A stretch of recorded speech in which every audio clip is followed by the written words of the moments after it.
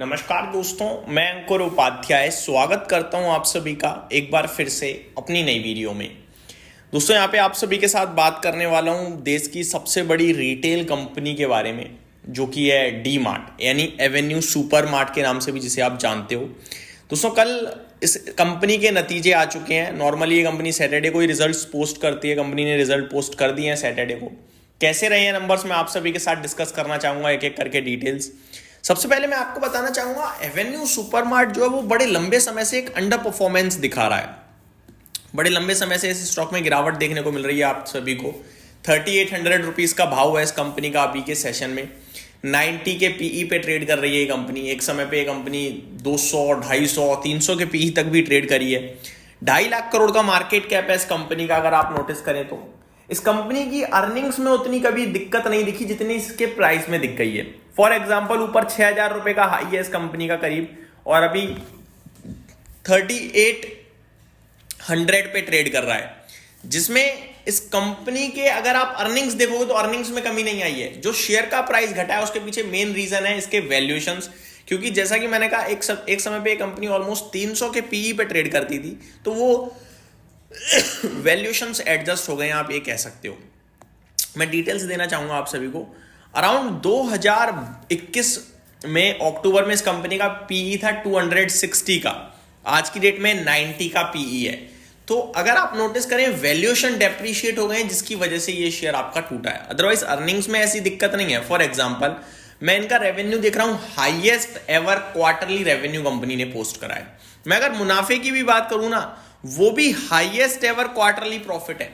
ये similar case है दोस्तों आईआरसीटीसी वाला, जिसकी अर्निंग्स लगातार बढ़ रही हैं लेकिन शेयर का प्राइस नीचे गया है, और इस प्राइस पे भी इन्वेस्टर लेने के लिए तैयार नहीं है क्योंकि अंडर परफॉर्मर है, क्योंकि गिर रहा है, बढ़ता नहीं है।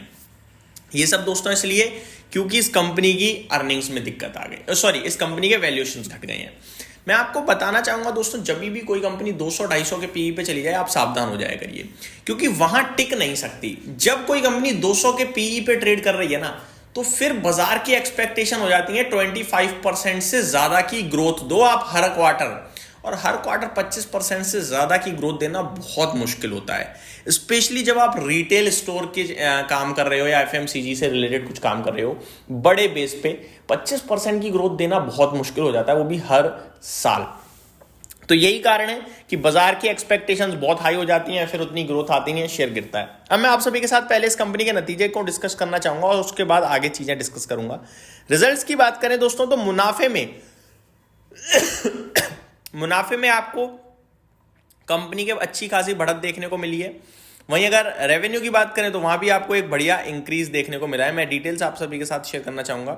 और इस बार कंपनी ने अपने प्रॉफिट और रेवेन्यू के अलावा मैनेजमेंट को लेकर भी अपडेट शेयर करी है, बड़े बदलाव हुए हैं।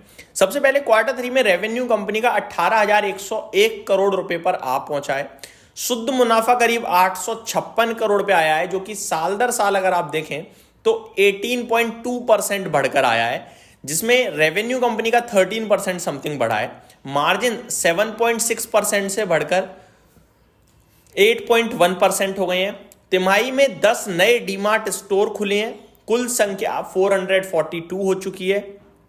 और जो अर्निंग पर शेयर है वो 11 रुपए से बढ़कर 13 रुपए 15 पैसे हो गया है। और जो कंपनी के मैनेजमेंट में बदलाव हुआ है, अब अंशुल असावा जो है वो 1 फरवरी से कंपनी के नए सीईओ बन जाएंगे। तो ये कुछ बड़े चेंजेस हैं इस कंपनी के लिए जो अभी होते हुए दिखे हैं। थोड़ा डिटेल में एक बार पढ़ लेते हैं क्या लिखा है यहाँ पे। Avenue supermart announced the quarter 3 results on Saturday, January 10, 2025.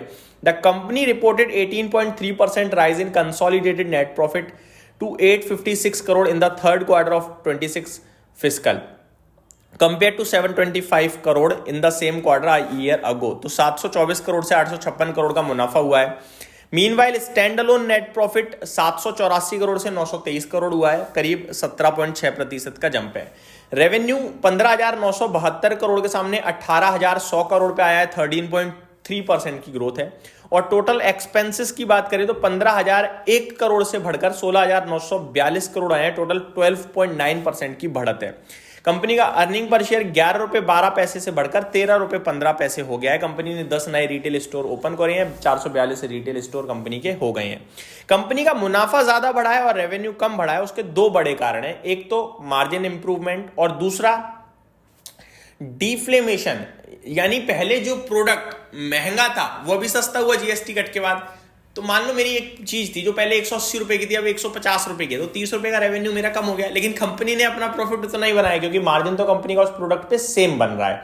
तो ये एक कारण बना है जिसकी वजह से प्रॉफिट बढ़ा है, लेकिन रेवेन्यू में उतनी बढ़त नहीं दिखी जितनी मुनाफे में दिखी है। अब सवाल उठता है क्या करना चाहिए दोस्तों। 3800 रुपए पे 90 के पीई पे डीमार्ट 18% की मुनाफे में जंप, आगे और ग्रोथ दिखती है। एफएमसीजी क्षेत्र में नए सीईओ साहब को हायर किया गया है क्योंकि पुराने वालों का 2 डिकेड्स तक काम करा, समय हो गया, टेन्योर कंप्लीट हुआ है इसलिए। और मेरे को लगता है ये स्टॉक अगर मैं आपसे कह दूं कि बेचकर चले जाओ तो कोई फायदा नहीं है। हाँ, गिरने को 3300-3200 हो जाता है, लेकिन 3800 से मेरे को लगता है नुकसान नहीं होगा किसी भी इन्वेस्टर को अगर वो लंबी अवधि का निवेशक है तो लॉन्ग टर्म के लिए स्टिल होल्ड है। शॉर्ट टर्म के लिए आप दूसरी जगहों भी ध्यान दे सकते हैं, बट इस स्टॉक को यहाँ पे बेचने का मतलब नहीं बनता है। ये मेरी तरफ से अपडेट थी। Thank you so much for watching this video. Have a great day guys.